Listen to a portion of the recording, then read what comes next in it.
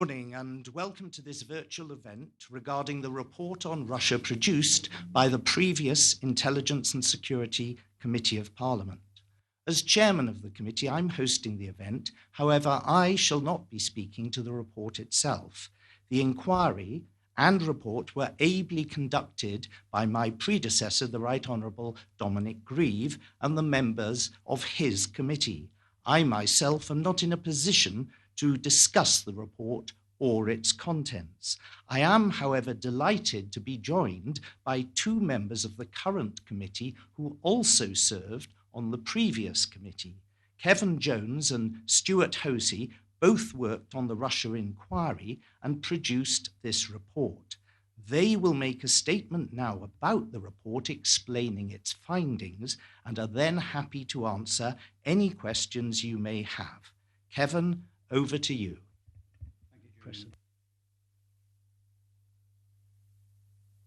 Thank you, Julian, and good morning to everybody. This report is a result of extensive inquiries by the previous committee on which both Stuart Hosey and myself sat. Can I also take the opportunity to thank Dominic Greaves, the chair of that committee, for his work, and also the former members that also served on the committee. Could I also thank the agencies and civil servants for their input into this report, and also thank the open source commentators and academics that also contributed to the report. Under the Justice and Security Act, the committee must send its report to the Prime Minister for confirmation that they can be published. As has been widely reported, the Prime Minister failed to provide his confirmation that this report could be published within the standard 10 working days. And as a result, the House rose for the general election before the report could be published. There was no reason for this delay. Number 10 have said that there are only 6 days in which to look at this report. That is not true. The Prime Minister has also said, the office has also said, that it usually takes 6 weeks to actually get this confirmation. Can I also say that's categorically not true? The number 10 has also reported that it also had to go back around government for comment. Again, this is not true. It had already been through the processes. The final point is said that the proper processes hadn't been followed in the consideration of this report. Can I also say that categorically is not true? Everyone who needed to see the report in government had done so. It was now waiting for the Prime Minister to agree the report, which was sent to him on the 17th of October. The Prime Minister finally provided confirmation the day after the election, having taken a record time in doing so. However, the report can only be laid by the committee, so we had to wait 7 months for the committee to be constituted, again, a record period of time. The committee met last week to agree unanimously the report would be published before the House rose for the summer recess. And I'm pleased the report has therefore finally been published today, 9 months after it was completed. There has been some attempt to discredit the report by suggesting that the 9-month delay means that the report is now stale and out of date. You'll see very clearly yourselves today, this is not the case. The delay by the Prime Minister inevitably fueled a great deal of speculation as to why and what the report might say, in particular around the EU referendum. That is why Stuart and I thought it was important to talk about the report, to tell you the key findings and to address the speculation that has taken place over the last 9 months. Can I now hand over to Stuart? Thank you, Kevin. Let me start by saying that the UK is one of Russia's top Western intelligence targets. We know that Russia targets the UK, and not just to steal secrets or research. It suits Russia if there is disunity in the West. It weaponizes information. Russia's intelligence services are disproportionately large and powerful, and they can act with little constraint. And the fusion between state, business, and serious and organised crime in Russia gives them further weight and leverage. Russia poses an all-encompassing security threat, which is fueled by paranoia about the West and a desire to be seen as a resurgent great power. It carries out malicious cyber activity in order to assert itself aggressively, for example, by attempting to interfere in other countries' elections and by pre-positioning itself on other countries' critical national infrastructure, and this is an immediate threat to national security, which is why we were concerned during our inquiry to find out there is no clear coordination of the numerous organisations across the UK intelligence community who are working on this issue, and that there is a bizarrely complicated wiring diagram of responsibilities amongst ministers for no good reason. We need a simpler chain of command. We've seen that the government is now taking an assertive approach when it comes to identifying and laying blame on the perpetrators of cyber attacks, and we do welcome this. The UK should encourage other countries to adopt a similar approach to naming and shaming. We should also be working with our allies to develop an international doctrine on the use of offensive cyber. Kevin. Russia promotes disinformation and attempts to influence overseas, whether that's through social media, hack and leak, or using its state-owned traditional media, as being widely reported. The UK is clearly a target and must equip itself to counter such effort. Our paper-based voting and counting system makes actual interference with the mechanism difficult. The focus instead is on attempts to influence voters before they cast their votes by spreading disinformation and creating discord by amplifying existing differences. So the question is who is protecting the British public from interference in our democratic process? Well, in a nutshell, we found no one is. We found the defence of the UK's democratic process is a hot potato. No one was prepared to accept their overall lead. Now we now do understand that there is a considerable nervousness about the security intelligence agencies getting involved in the mechanics of the democratic process, and that's rightly so. But we're also talking about here about the protection of the process. DCMS and the Electoral Commission simply do not have the weight and access required to tackle a major hostile state threat. Democracy is integral to our country's success and well-being. Protecting it must be a ministerial priority, with the Office of Security and Counter-Terrorism taking the policy lead and the operational role sitting with MI5. This needs to be gripped now. The government must also ensure that social media companies who have failed to play their part to take down the use of their platforms by hostile states.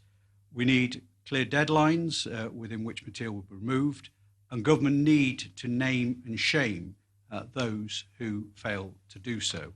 Can I now hand over back to Stuart? This lack of interest in responsibility is important because it translates directly across in terms of investigation into and action against interference.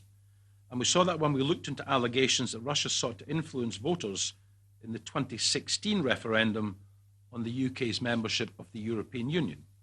Studies have pointed to the preponderance of pro-Brexit or anti-EU stories on RT and Sputnik and the use of bots and trolls. The actual impact of such attempts on the result itself, by which I mean, did the disinformation actually change how people voted, would be difficult, if not impossible, to prove.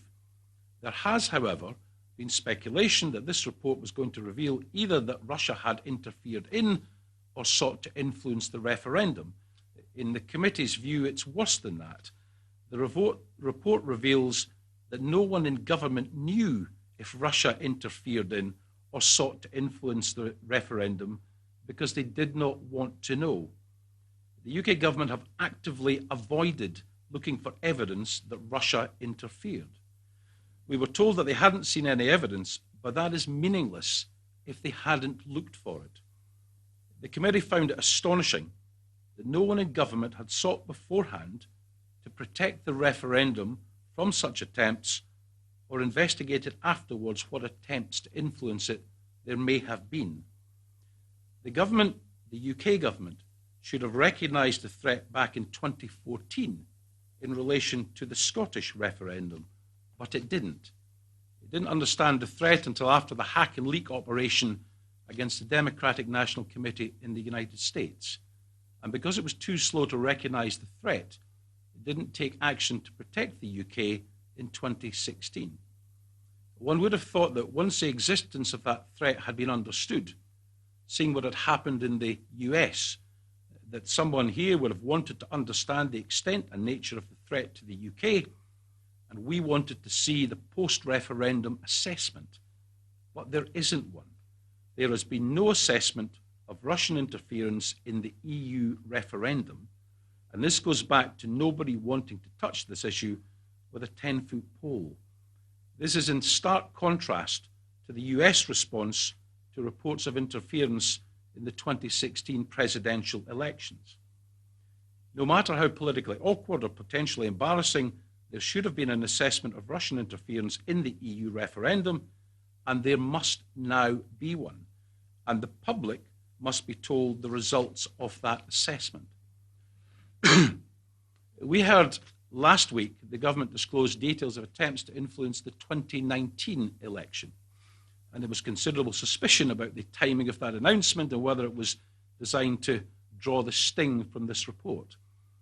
I cannot see anything that would draw the sting from this report. I will say that it's good that work now appears to be done to investigate attempts to interfere in the UK's democratic process, although the new committee, will reserve judgment as it has yet to receive the underlying intelligence. But it is all rather too late. They should have done this in respect of previous democratic processes. And we must not let what has happened recently deflect attention from the retrospective work which does need to be done to investigate previous attempts. Now, coming back to Kevin Jones' comments about the delay in publication and speculation as to why that was, the previous chair said he thought that the British public should have been able to see the report before the election. And I agree. The public was allowed to go into that election without knowing that the government had not sought to investigate whether hostile states had been interfering in UK democratic processes. And I find that shocking. Kevin.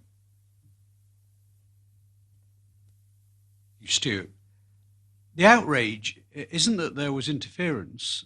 The outrage is that no one has wanted to know if there was interference. And that, I think, comes through very loud and clear in our report.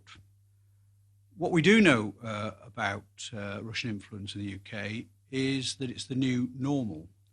Successive governments have welcomed Russian oligarchs and their money with open arms.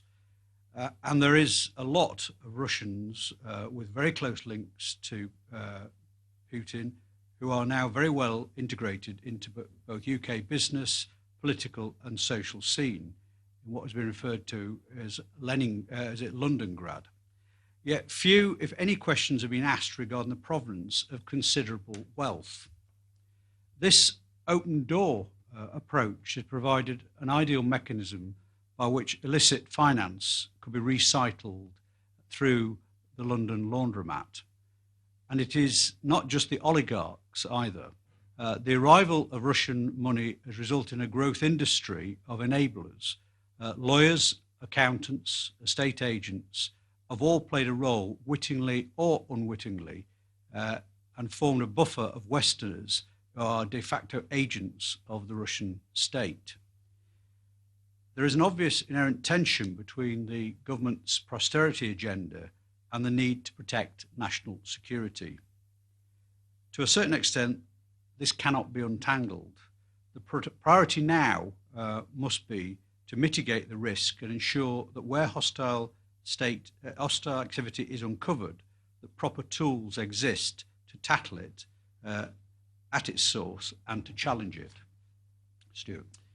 It is notable, for example, that a number of members of the House of Lords have business interests linked to Russia or work directly for major Russian companies linked to the Russian state. These relationships should be carefully scrutinized, given the potential for the Russian state to exploit them. There must be complete transparency about any links with Russian businesses at every level of politics. And we do not have that in respect of the House of Lords at present. Now, that is all I'm going to say about what's in the published report. There is, of course, a classified annex, but we cannot reveal details in that report without revealing information which could be harmful to the UK. On the other side of the coin, in addition to Putin-linked elites, the UK is also home to a number of Putin's critics who have sought sanctuary here, fearing politically motivated charges and harassment. Now, the events of the 4th of March 2018 showed the vulnerability of former Russian intelligence officers who have settled in the UK, and this is one of the issues we do address in the classified annex to the report. What we can say is that it's been clear for some time that Russia under Putin is an established threat, fundamentally unwilling to adhere to international law. The murder of Alexander Litvinenko in 2006 and annexation of Crimea in 2014 are stark indicators of this. But in our opinion, the UK government took its eye off the ball because of its focus on counter-terrorism. The government had badly underestimated the response required to the Russian threat and is still playing catch-up. Russia poses a tough intelligence challenge, and the agencies here must have the tools they need to tackle it. The Official Secrets Act, for example, is simply not fit for purpose when it comes to tackling foreign spies. And until we change that, the intelligence community's hands are tied. Kevin. Just one final point, and that is the need for international consensus against Russian action. To constrain their nefarious activities will rely on making the price to Russia that they extract sufficiently high that they will change, hopefully, their actions. The West is strong when it acts collectively together, and the UK needs to take a leading role in that. The expulsion of 153 diplomats from 29 countries and NATO following the US chemical weapons on attack in Salisbury was unprecedented. Together with the subsequent exposure of GRU agents responsible, this sent a clear and strong message that actions would not be tolerated. We must build on that momentum, and that momentum must not be lost.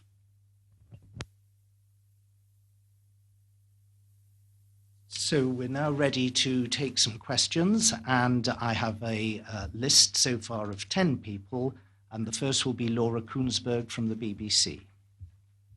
Thanks very much.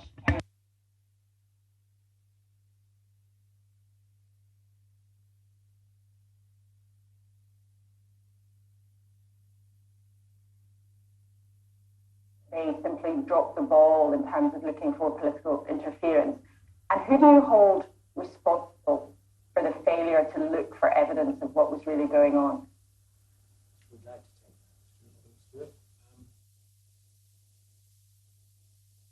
Well, I wouldn't want to say that the UK government deliberately avoided asking the questions, but nevertheless, they did avoid asking the questions.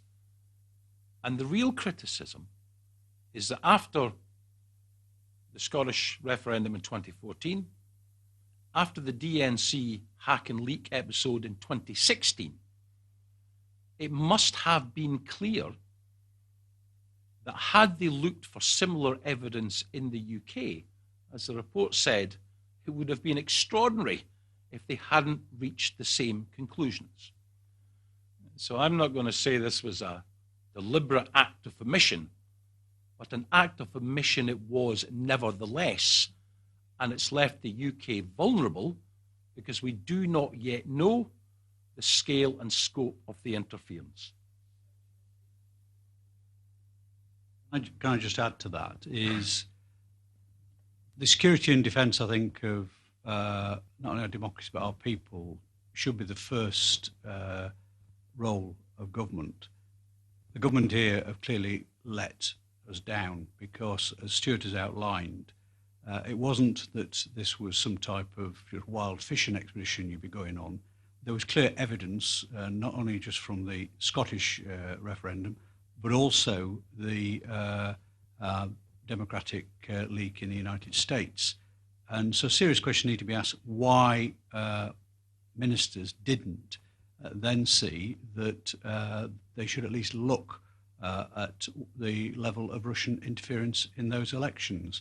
It's remarkable to me that suddenly last Thursday we had a statement saying or claiming that Russia had interfered in the 2019 general election, but complete silence on what went on before. Guidance of journalists, because of the numbers and the anticipated time of finishing, I'm allowing about 4 minutes per journalist back and forth. So Laura, would you like to come back again? Can't hear you. Yes, thank you very much. In taking the evidence subject, were reasons given to you by any of your witnesses as to why these investigations have not taken place? The reasons appear to be a complete lack of clarity as to who should instruct it or whether it should be self-tasked. And as we describe in the report, a complete hot potato. Nobody wanted to take responsibility for this. Now, as Kevin Jones pointed out earlier, there's understandable nervousness about intelligence agencies being engaged in the democratic process. But as the report makes clear, that doesn't mean they shouldn't be protecting the democratic process. So what we're saying now is there needs to be clarity from government that this assessment needs to be undertaken, whether that's tasked directly by government or whether one of the agencies, MI5, self-tasks to do this work.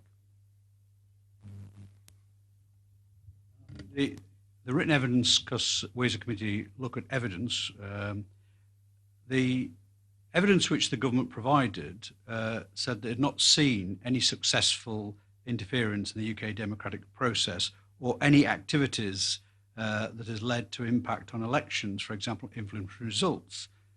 However, the scandal is the reason for that is because no one had actually sought that, and there was no investigation. So they can make that statement without any, but no attempt was made to look at it. So it's a pretty hollow statement. Squeeze one more in if you've got it. Laura?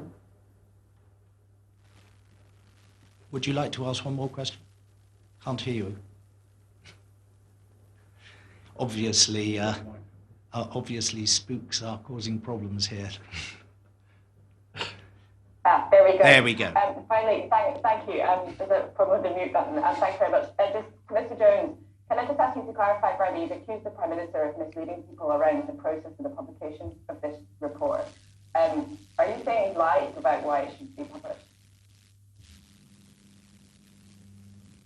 You'll have to ask the Prime Minister that. All I was setting out was the various statements that have been made, not possibly by the Prime Minister, but by Number 10, which were categorically not true.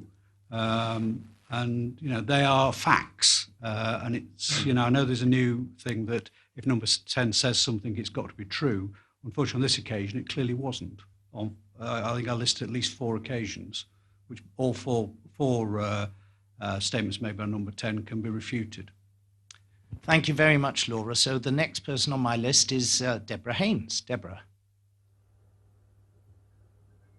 Thank you. I hope can you hear me? Yes, you're perfectly. Thank you very much. You've obviously sort of set out this failure to, this lack of curiosity in the threat to our democratic processes. While obviously ministers have questions to answer about that, do you also think that the spy chiefs, the spy masters who are in charge of the agency, should have been more forceful in gripping what you describe as a hot potato and getting to the bottom of whether or not there was actually Russian interference in the Brexit referendum? Primarily, this is a political question. Should the government have instructed this work to be undertaken? And the answer is yes, of course it should have. As to the question about heads of agencies, only MI5 can self-task and direct work itself. The other agencies would require to be asked to do it. So yes, MI5 perhaps should have done this work, but more importantly, and I think you led it off very cleverly, the lack of curiosity, particularly after the DNC hack and leak episode. One would have assumed someone at the heart of government might have wanted to know if the efficacy of democratic processes in the UK was being undermined, if discordant messages were being amplified, if there was an attempt to actually change the result. That work has not been done. I think there's quite rightly, I think, in our democracy, a reluctance for the security service to directly get involved in the political process. I think that's a given. But I think what is not excusable here, as Stuart has just outlined, that no one in government, in terms of ministerial level or above, actually looked at the flashing lights that were there already in terms of the Scottish referendum and the issue in terms of the Democratic Party in the United States. And that is a political question, and that is one that should have been looked at. And in terms of failures, that is a major failure because we say in the report, if we discovered, for example, interference, could we have quantified its effect on elections? No, we couldn't. I don't think you could. But at least I think we could have actually known what the threat was, but also measures in the future we could take to mitigate against those threats. Deborah, have another go. Thank you. Obviously, you can't say categorically whether or not there was Russian interference in the Brexit referendum, but given all the evidence that you have heard, what is your best guess? Do you believe that Russia did try to influence that vote? And just a second follow-up, if I may. You talked about how that standard government line that we've heard so many times that there's been no evidence of successful interference. Do you believe that that was the government being deliberately evasive to avoid the fact that they just simply don't know because they haven't looked? Well, I'm not sure if it was being evasive or if it was trying to just be a little too cute. And as Kevin said, it would be impossible to quantify the impact of interference. So in the sense that it's impossible to prove whether that interference had been successful or otherwise. The key point, though, and you allude to it in your question, they had not sought even to ask that question, and that's at the heart of this report.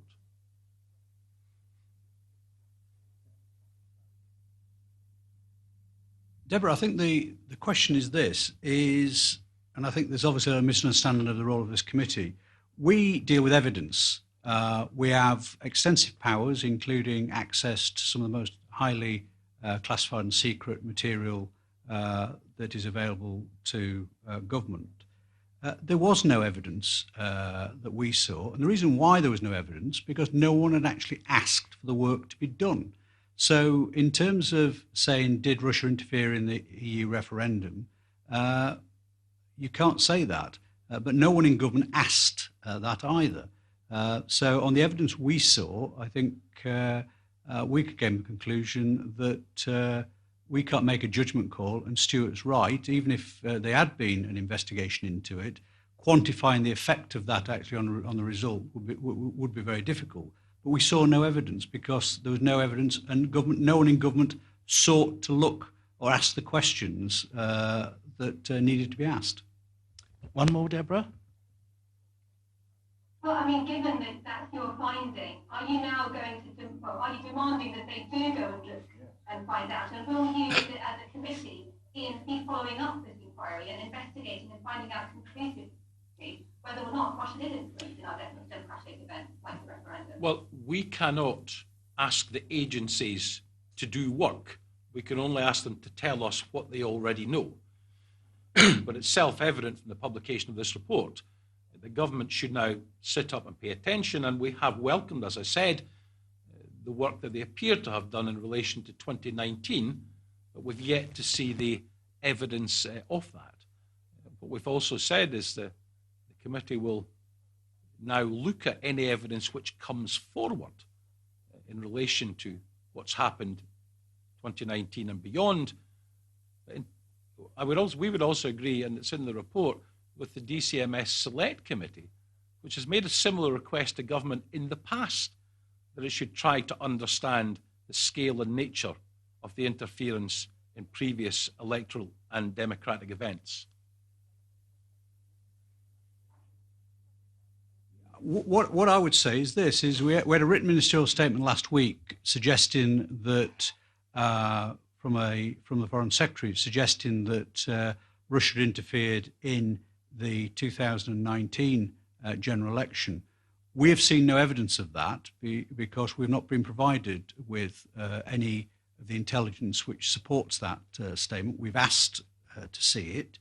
But the important point here, I think, is that in terms of the protecting a democratic process, lessons should have been learned, or at least the question should have been asked, and they weren't.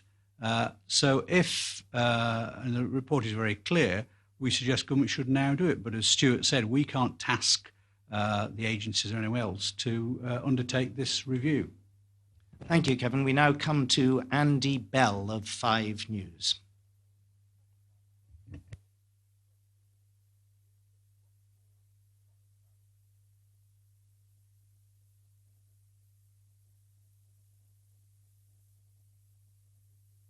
Ask the question, but you must be able to point to something. What is the worst example you can give of Russian interference in our democratic process? What is the worst thing they've done as far as you know? Well, that's the question which we want to have answered. Now, the UK government in their written ministerial statement last week pointed, I think they say in their statement, there was an extensive assessment and there was the leaking of what's described as illicitly acquired material in relation to the UK-US trade deals. It was posted, I understand, on Reddit.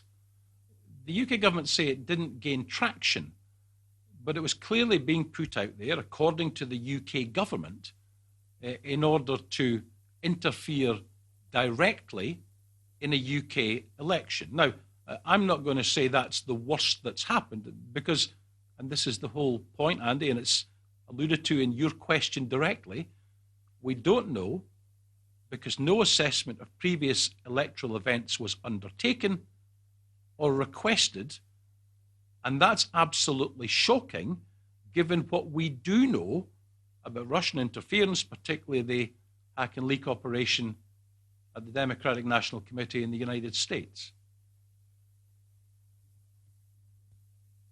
Andy, I think a lot of it is, I think, being on open source, some of the things you're suggesting about. But what is actually, it did shock me that the government have not actually looked at this this area. And as Stuart's just said, there was evidence from the it wasn't during the Scottish referendum, it was the post result. There's clear evidence in the United States. The United States took it serious enough to actually investigate it. There was hack and leaks in terms of the French elections as well. So there was a lot of evidence that Russia were doing this to some of our closest allies, but government has thought that it wasn't necessary to look in terms of how it affected those elections. And Stuart has highlighted the issue of the statement last week. Now, some cynics might say it was convenient to perhaps draw the thorns from this report. But if you look at the statement, I don't think it says that Russia actually did the original leaking of the. What it said, it would amplify it, but we can't comment on that from an intelligence point of view because we have not seen the intelligence that underlies that. We've asked for it, so until we've actually seen the intelligence that underlies that statement, we're just taking the statement as it's been produced. Further question, Andy? One more quick one. I mean, do you have any faith that now the UK government is taking this seriously and in similar situations would now be asking the questions that you say weren't asked in the past? Yes, because this is the first time I can imagine for a very long time that these sorts of matters are being discussed widely in the media and in the public. I mean, today and last week, we've had 2 written ministerial statements on this sort of subject with the publication of this report today. I think there's an understanding now of the way state and non-state operators behave, trying to influence people's opinion and the results of elections, bots and trolls all over the place. I think this will now become part of the firmament of political discussion and media discussion, how we stamp it out, how we stop the disinformation, how we protect the democratic processes from malign state involvement or engagement or interference. So yes, I do hope this is a start of a watershed in making sure everything we do is clean, or as clean as it can be, from outside interference. Andy, we've time for a quick last one if you have a third question. No, you're okay. Right, let's move on. Luke Harding of The Guardian. Thank you very much. I wonder if I could clarify whether the committee looked at interactions between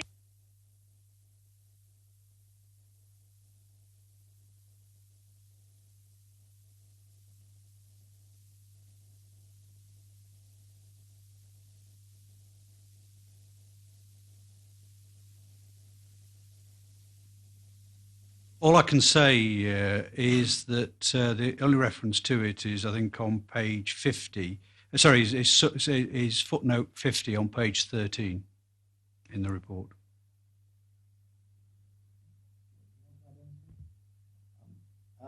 Do you want to have a follow-up, Luke? Yeah, I'm sorry, I didn't really understand that. The audio was very poor. Might you repeat that, please, Mr. Chair? Yeah, sorry about that, Luke. It is referred to in the report, but it's referred to, if you look on page 13, footnote 50 covers Mr. Aaron Banks. Okay, if I might follow up. Just to be clear, are you now saying that Downing Street and the security agencies should launch a comprehensive investigation into Russian interference around the 2016 referendum? Is that one of your messages today? Yes, self-evidently. We need to understand, the UK government needs to understand, what interference there may have been, whether it had any impact on influencing the result or not least to ensure that future political events, future electoral processes can be protected from similar interference.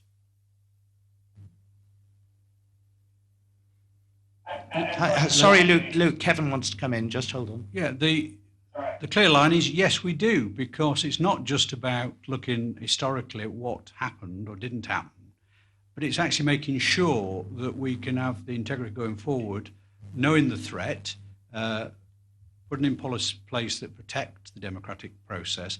And I think, in a democracy, that is very important in terms of that people have confidence that the process is robust as possible and is protected. But if you haven't even looked at the process in the past, I'm not sure how you can protect in the future. So yes, we want the government now to look. But as I said earlier on, we have no powers to instruct government or agencies to do that. Luke, do you want to follow up further? Yeah, just last question. I can imagine what the Prime Minister's response will be. I expect he'll be extremely reluctant to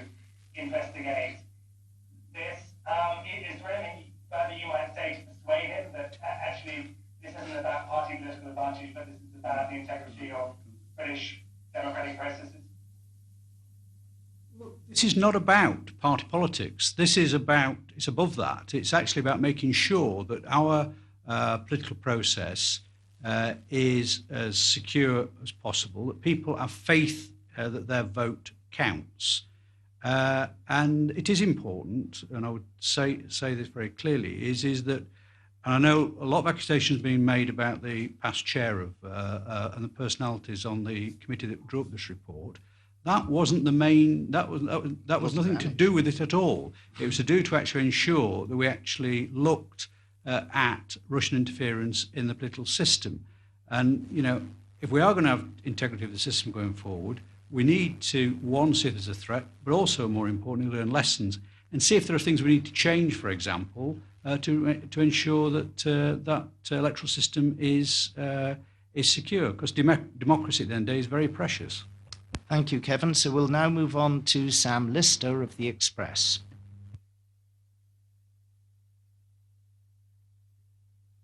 Yes, I wonder if you could very explicitly about why you think the government doesn't want to touch this with a 10-foot pole. Is it money? Is it politics? Is it that our intelligence and security agencies just don't have the capability to get a grip on this? It certainly is not the latter. The intelligence agencies most certainly have the ability to get a grip of this. They need to be tasked or choose to task themselves to do it. As to why the government won't touch this, perhaps that's a question you might want to ask them, because one would have imagined, whichever party or parties were in government at any given time, the one thing they would want to ensure was the robustness and security and efficacy and trust in the electoral process. So it is beyond this committee to understand why there has been such an omission and that information on potential interference was never requested. As to why they wouldn't want to do it in the future, well, let's hope those opinions or minds have changed and they'll now take this matter more seriously. Please. I just wondered if I could touch on an issue Mr. Hovey raised earlier about House laws and the lack of transparency there. This morning, Bill Brown, who gave evidence to this investigation, said that he handed over names and evidence about Conservative and Labour peers who take money from oligarchs to do their bidding. Do you think there is any evidence of criminal matters in relation to that? And should there be an investigation into the activities in the laws and kind of overhaul? Well, there's two things. I won't comment on the specific allegation, and I don't know what information was handed over to whom. Obviously, if it's alleged criminality, that's a matter for the police. But what we're saying is that in the House of Commons, for example, every earning over £100 has to be declared. That does not exist in the House of Lords. Even that little thing, that absence of obvious transparency, needs to be addressed, and we believe because of the potential for people or for the Russian state to try to use people, the more transparency we can have and the quicker we can have it, the better. So at the most basic level, let's have those who are employed by directly or do work for indirectly, oligarchs or companies linked to the Russian state, are at the very least declaring their income from that in the same way that members of parliament have to do. That strikes me as a sensible, modern, transparent, common sense thing to do. And there's no reason why that cannot be done quickly. I agree with what Stuart's just said. In terms of the names you're suggesting, I'm not aware of who they are. Did we choose to name people in this report produced today? No, we did not. And the redactions were agreed with the entire committee and also the security services as well. Names were mentioned at the committee, and I don't think I wish to comment on those that are not in the open report. One more follow-up, please. Well, just do you think anybody had questionable behaviour? Do you think there were questions about their behaviour, even if you can't name them? And just more generally, if you talked about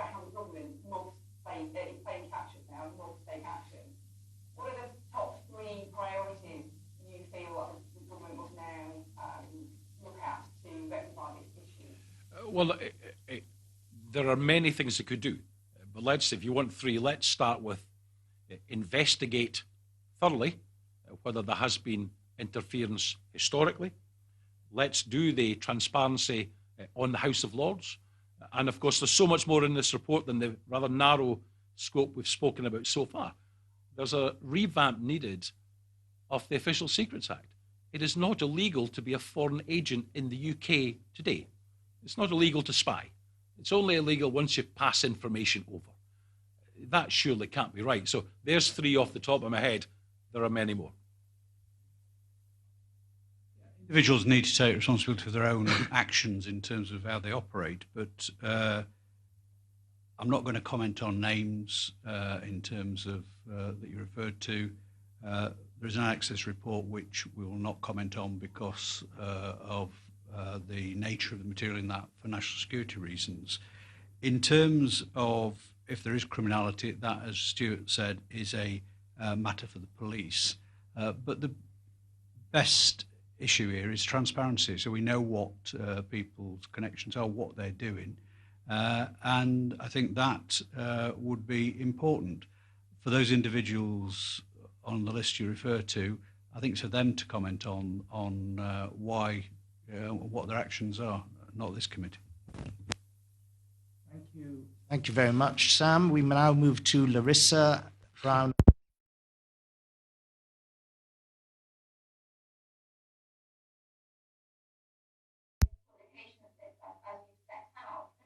What do you think the impact of that has been? What lessons have been learned for the last general election? And also just on the section on cyber attacks, you obviously detail how Russia has carried out cyber attacks or attempted cyber attacks against the SCO. What do you think the UK has sufficient tools to combat cyber? Have we been doing enough in this domain? Thank you. The reason for the delay is the government delayed this report. I don't think, and I think we've spent the last certain week trying to discredit it by saying that there's nothing in it or it's out of date. And I think if you read it, it clearly isn't. It's clearly very relevant. And I think that is important. The motivations for that are obviously for government and the Prime Minister to answer it. But what I want to just reiterate at this point is, and I did lay out the 4 points when I opened this press conference, the reasons put up by the government for the delay are just not true. So they need to answer that, and I think I'll leave that there. In terms of cyber, I think it's well documented in open source. The delay, what do you think the impact because of the delay? Well, I think as the previous chairman I think said earlier this week is that this should have been produced before the 2019 general election. It's then for the public to make a judgment on that. It was delayed because of government, not because of this committee. And what I think has saddened me a little bit in the last couple of weeks, and certainly the last 24 hours, is a way of trying to diminish the impact of this report. We do a serious job for this country in terms of oversight of our security. That's an important part of our democracy.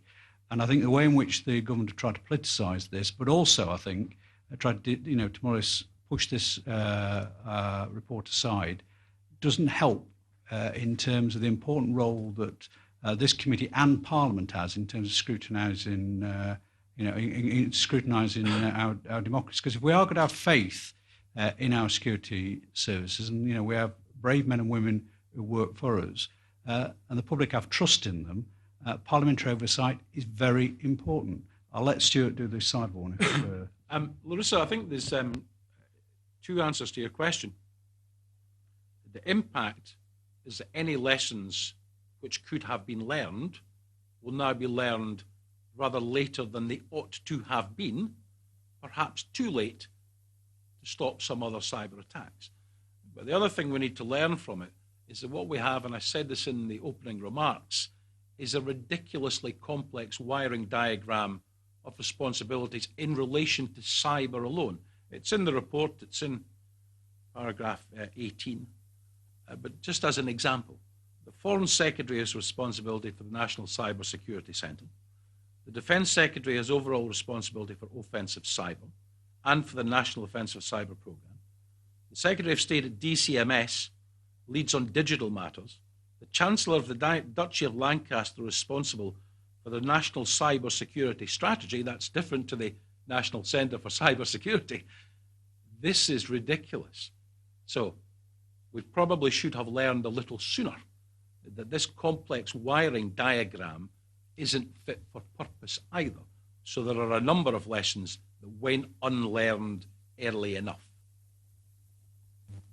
Would you like one more question, Larissa? No, thank you. Thank you very much. In that case, we'll move to Paul Waugh of the Huffington Post. Paul. Hi there. It's a message for a question first for Kevin Jones.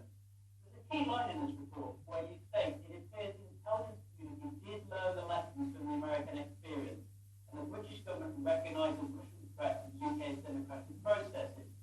In May 2017, the Joint Intelligence Committee concluded as relevant parts of the intelligence community conducted a similar threat assessment prior to the Brexit referendum, it's inconceivable they would not have reached the same conclusion as the Russian intent, which might then have led them to take actions to affect the process.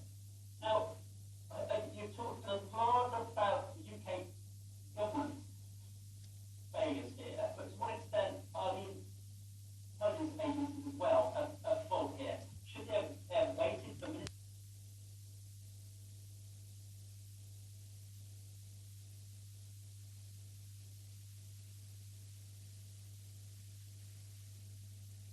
Well, there's a genuine nervousness in the security services about getting involved in the democratic process, and I think we all appreciate the reasons for that. But no, ultimately, this was a government decision, a ministerial decision, and short of getting a big flashing light outside number 10, this was going on.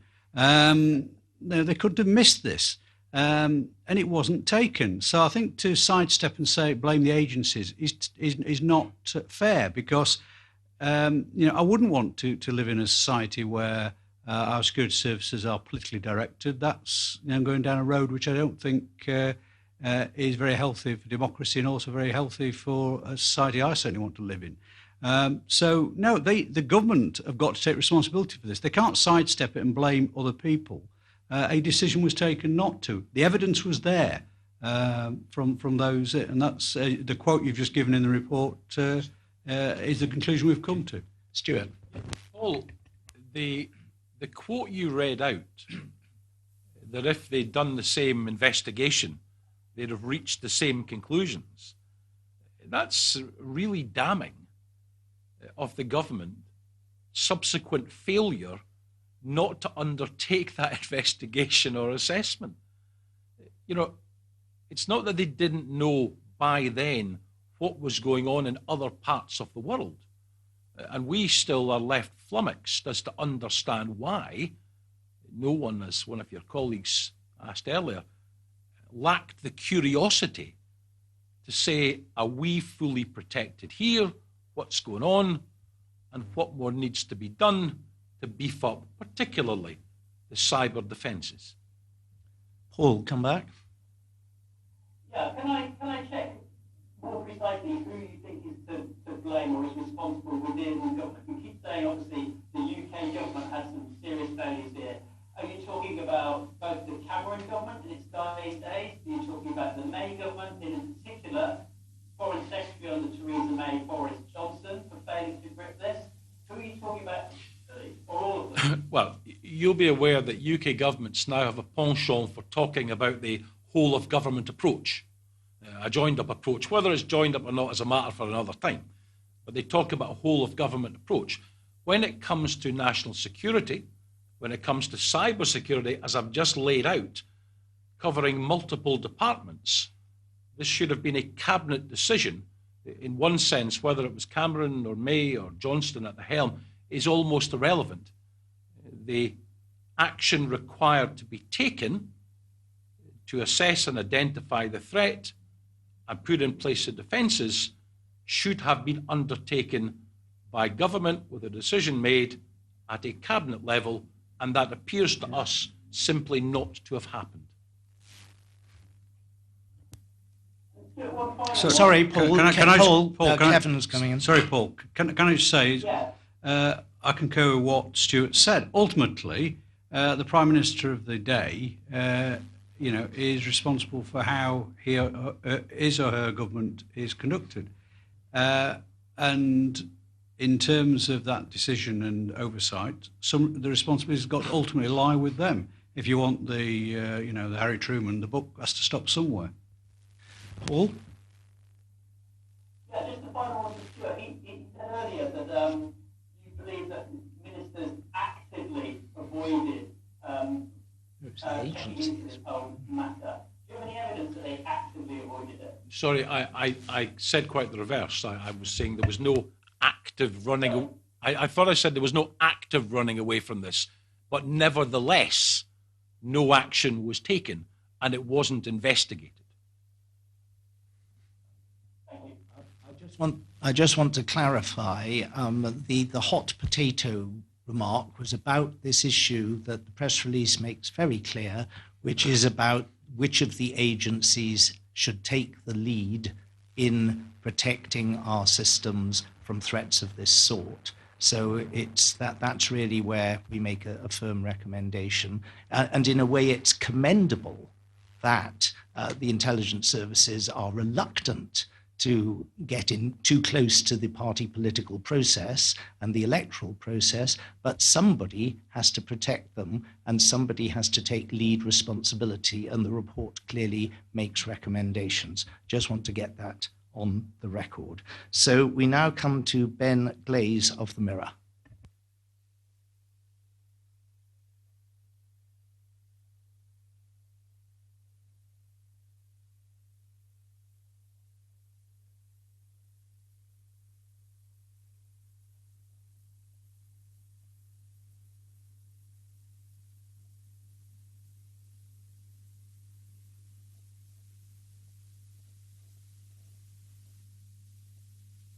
Well, Ben, you just need to read the open source material. They have form in this area.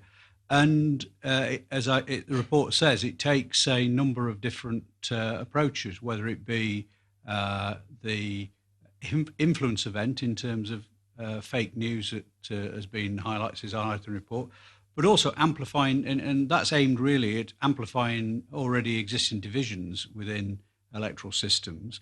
What is it to be gained from it? Well, I think it's to disorientate what it sees as one of its adversaries. And there's obviously, in terms of the hack and leak of the both in the United States and France, was a way of doing that. In terms of influence, the ultimate thing is to weaken us in terms of we are vulnerable in one respect, because in an open democracy like our own, we are open and free in terms of difference of opinions. They clearly seek to amplify those divisions, which leads possibly to destabilising the system, which is what they're aiming to do. Well, I said in my introductory remarks, sorry, Ben, I said in my introductory remarks, it carries out certain cyber activity in order to assert itself. It does attempt to interfere in other countries' elections. It does pre-position itself in other countries' critical national infrastructure, because it's not just about picking a fight with a traditional adversary or an enemy. It's about positioning itself as a resurgent great power. We mustn't understand the motivation behind many of the things which it does. Would you like to follow up, Ben? Yeah, I'm just wondering what role you see for social media companies in curbing the spread of disinformation from Russia. What more they can do? Well, I think the main one is taking misinformation down as quickly as possible, and this has, I think, already been pursued by DCMS, but it needs to be timely in taking down. The other, I think, role which is mentioned in the report, which government can play, is when there is clear evidence of any state actor, using social media in this way, we should name them and shame them. But also, I think the recommendation is that is the same around social media, where if they refuse to take what are clearly designed to interfere in our system, they should be named and shamed as well. Very good. Would you like a third to go, Ben? Very good. We'll move on then to Alex Hudson of Newsweek, please.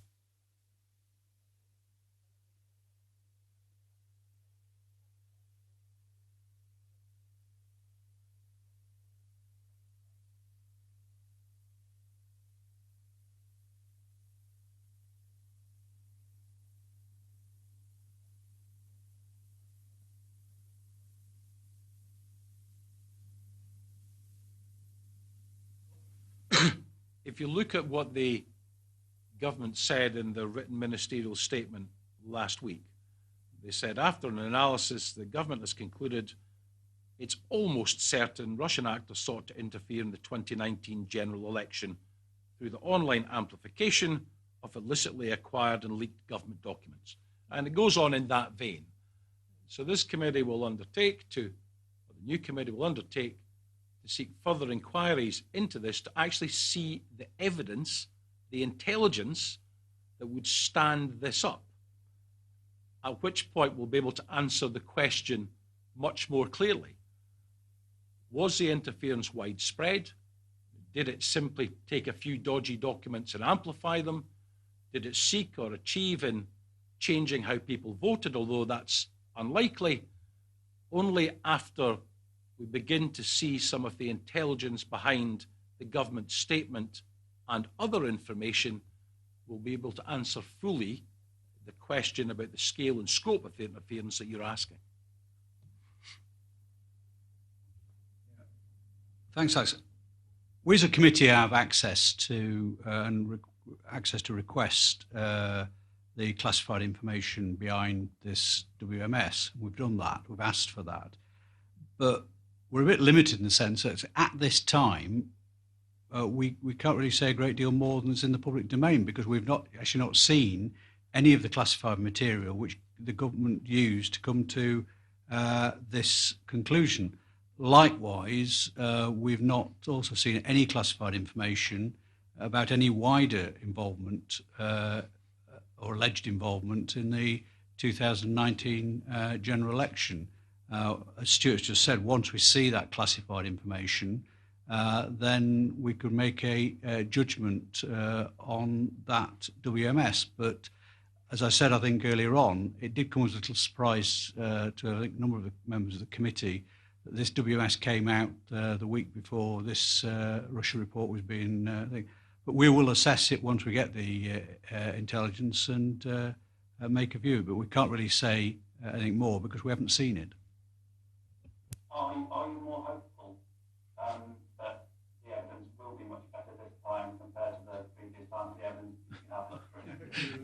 Well, if they look for someone provided to us, we'll be delighted, because the whole point and the whole theme of this is they did not seek evidence on interference in previous political or democratic events. Therein lies the fundamental problem. So self-evidently, if they've sought evidence and provided this time, that will be 100% better than the very limited or non-existent effort that was put in historically. Says is that if we have had a change in government, that somehow they're now looking for evidence for interfering in elections, that's a good move. But again, we haven't seen the intelligence around this particular WMS. And the more important thing is not just this thing that was put in, the reasons why it was put in the public domain last week, as I say, I'm a bit sceptical of. But is there a wider investigation into other things? We as a committee have not been informed of that prior to.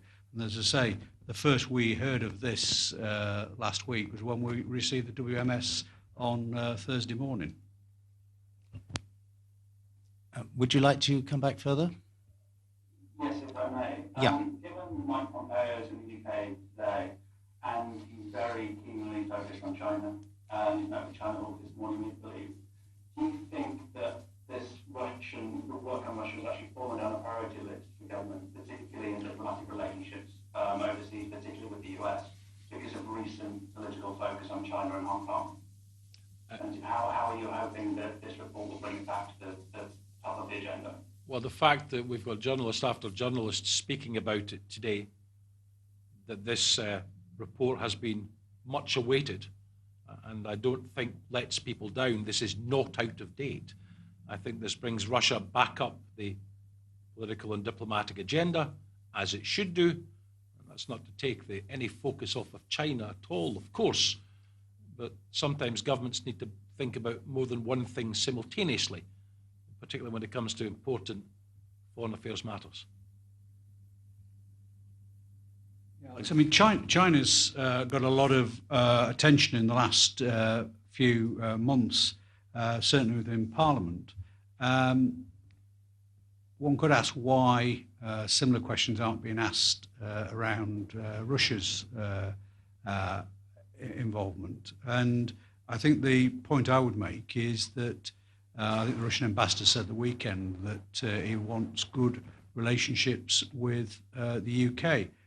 I personally would agree with that. I think most people would agree with that. But that can only be achieved if Russia applies, and works by the international rules-based order, which we all accept.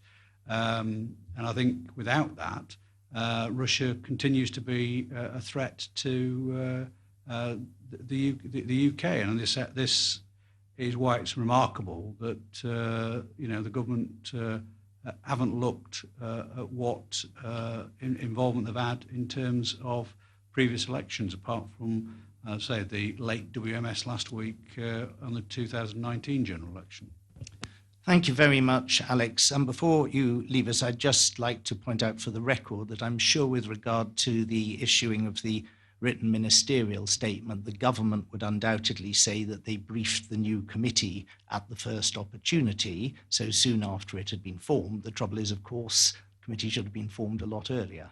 So our final questioner is Torquil Kristen from the Daily Record. Torquil. Hi, good morning. Can you hear me? What's fascinating here is that the warning lights were flashing on the dashboard of democracy in 2014 during the Scottish independence referendum.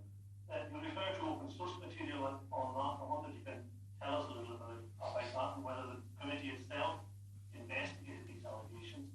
How did the UK government miss this? This is meant to be the gold standard of referendum. And do the findings that Russia did interfere in 2014 amount to an acceptance that it is in Russia's interest to break up the United Kingdom? Firstly, the report, and this is on page 13, talks about the Scottish independence referendum in 2014, so that's there.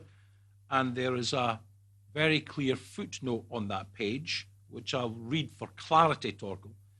It says, it was widely reported shortly after the referendum that Russian election observers had suggested there were irregularities in the conduct of the vote, and that this position was being widely pushed by Russian state media.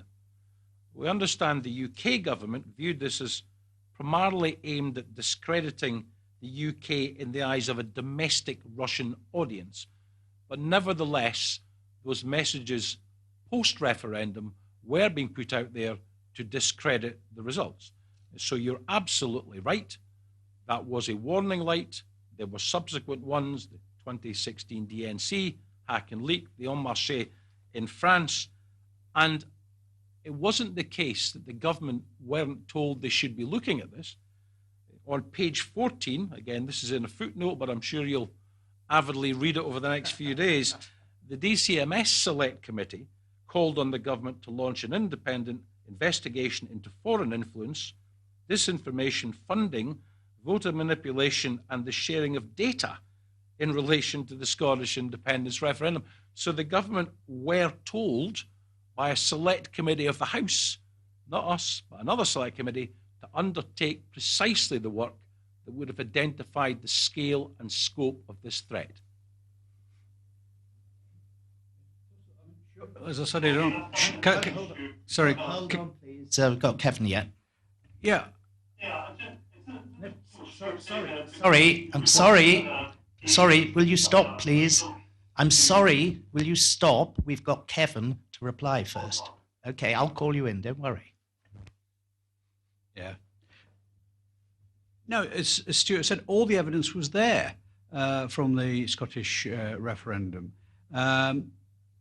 Short of having a large van outside Downing Street with a billboard on it saying this is what was going on, what more did the government need? And it does raise the question is, why the decision was taken not to look at the referendum. And, I think the report quite rightly draws comparison to what happened in the United States, where, investigations did take place into the leaking. Here that decision wasn't taken. Here you go. It's okay, carry on. I was interested in what Stuart said, because the report says that there are people who played a role wittingly or unwittingly and formed a buffer of Westerners who are de facto agents of the Russian state. Now, do you include Edinburgh-based Sputnik press agency in this, Russia Today, and particularly your former colleague, Stuart Alexander? Is he a de facto agent of the Russian state? The reference to de facto agents and the buffer was in relation to enablers, accountants, lawyers, estate agents, people who do company formation, wittingly or unwittingly, for people close to the Russian state. We make an explicit criticism of, we actually say that there was, in the run-up to the EU referendum, a preponderance of anti-EU, pro-Brexit pieces on RT and Sputnik. What the report does not do is make any criticism of any individual programme maker or commentator or presenter. That's not what this is about. It's about RT and Sputnik as institutions who are able very quickly when they need to get out the Russian state version of events. It's not a criticism of any particular individual at all. And I don't think it can be much clearer than that, Torkel. Right, one more go if you want it. Can't hear you. Carry on. In general, your report talks about this being the new normal, Russian interference in Western democracy. So just a few words, for how would you summarise the threat of Russia to Western democracy? Is it just a nuisance we're going to have to live with? Is it a serious threat? Or should voters really be worried about the electoral process being undermined by Russia? I think we describe it as a new normal. It is part of their strategy. And I think what we need to do is, make sure that we've got policies in place which protects our democratic process. And, I think uniquely in the UK, because of a paper-based voting system, it makes it harder to actually attack that side of it. But, one of the great strengths would have been actually doing the investigation. Because if the government had done that, at least then it could have looked for vulnerabilities, looked for things, and been able to change them. It chose not to do that. Thank you, Torkel. We have a late addition to our list, and it's the final one, I believe, Paul Brand from ITV.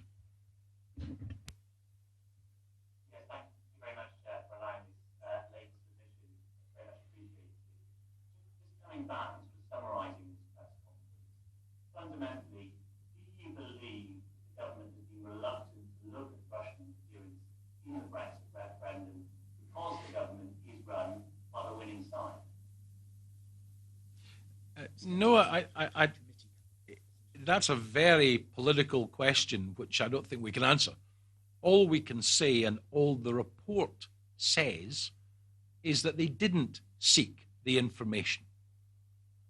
That's the real shock in this. The kind of political subterfuge that might be dreadfully interesting in, the tea rooms of the House of Commons is irrelevant. The fact is they did not seek to understand the impact or scale or scope of the interference in previous political events, including the EU referendum. They should now do that so that we can understand what it entailed, what impact it may or may not have had, what influence it may or may not have had, and to work out how to protect the efficacy of the democratic process going forward. It's not for this committee. It's not for this committee to make a political judgment on that. It's for others, if they want to draw their own conclusions, entirely up to them. But what we were tasked with as I keep saying, unique access to material which is not in the public domain. We were able to look at what was, or in this case, was not done. And I think the really serious issue that this report puts forward is that, as I said earlier on, democracy is a very precious thing, which I think the report refers to. We need to do what we can to protect it, and the government has not done that. And that's why we suggest in the matter of urgency it is looked at, because we're not dealing here with an adversary who is going to go away soon. Why ministers chose not to do that and actually learn the lessons and possibly, if necessary, change things, that's one you've got to address to them. Would you like to come back? Thank you. You've been very generous in allowing me a question at all, so that's fine. Thank you very much. Right. Thank you very much. Before I make my concluding point, I'd just like to ask if either of my colleagues have got any questions that they wish they had been asked and weren't. No. No? No. Can I just raise one, Julian? It's actually on page 33 of the report, and it's actually about legislation which is going forward. We've concentrated a lot on elections, but it's the issue around a new Espionage Act. In the Director of MI5 did give evidence to us that when he said that there were issues in the current legislation, the Official Secrets Act, which were no longer really relevant and should actually be changed. The Law Commission did report in 2017 on the topics of a new Espionage Act, and I think as a matter of priority that should be brought forward. The other one, which refers to the section in terms of the use of individuals here, financially or otherwise, to promote a foreign power, is a recommendation that, similar to the US has a Foreign Agents Registration Act, that should also be a priority for government, so that anyone acting on behalf of a foreign government will have to register before doing so. Again, coming to the point that Stuart made earlier on about having maximum transparency in those operate within our democracy. So in closing, I would like to thank all the media who've taken part in this event. I'd like to thank the committee staff who've worked tremendously hard, and also the broadcasting technicians who've made it possible. This committee has been subjected to unprecedented delay and dislocation. This really must never happen again. The sooner normal relations are restored between this committee and the government, the better it will be for all concerned. Yet that prospect has not been helped by the government refusing to tell us what was in the written ministerial statement about this Russia report, which the government chose to table in the Commons at 10:30 this morning to clash with the start of this event. Now, maybe I'm being unfair to them. Maybe they've got another plan. Maybe they're going to add to their written ministerial statement by making an oral statement on the subject in the Commons tomorrow, so that the Commons can have its say and ask its questions. That would be a very positive sign. Let's hope it happens. Thank you, and that concludes this event.